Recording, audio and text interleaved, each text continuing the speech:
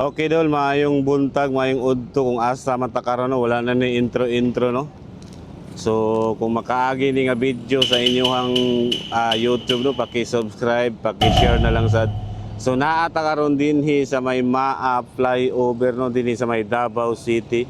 So karon dol maghatag lang kog update sa inyo ano kung unsa na ang development dinhi sa maong tulay no. So atong makita dadol nga humana gid ang iyang flooring. Ang kulang na lang ani dol kanina lang railings no, pangbutangan pa ni siya og bakal din ni. Kanya nga side dol mao na ang paingon sa may Turil, paingon sa Digos City, paingon sa Jinsan, so diri ka maagi dol. So imagine no kung mahuman na kining maong tulay, wala na gyud kay traffic ang Davao City no.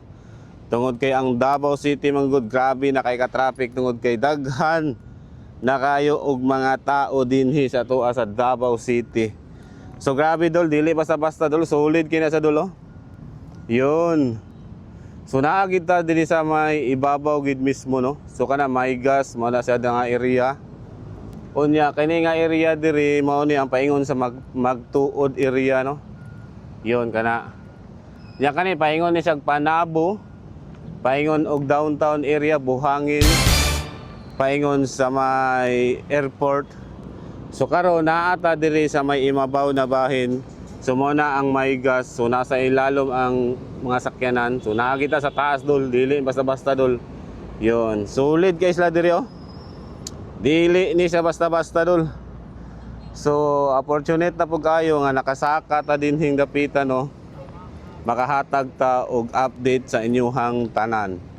So mo na siya dol. Oh, dili ni sa basta-basta nga trabaho dol. Yon. Solid kini dol ha. Mao ni ang programa ni Pangulong Duterte, Build Program dinhi sa Davao City. Grabe, solid.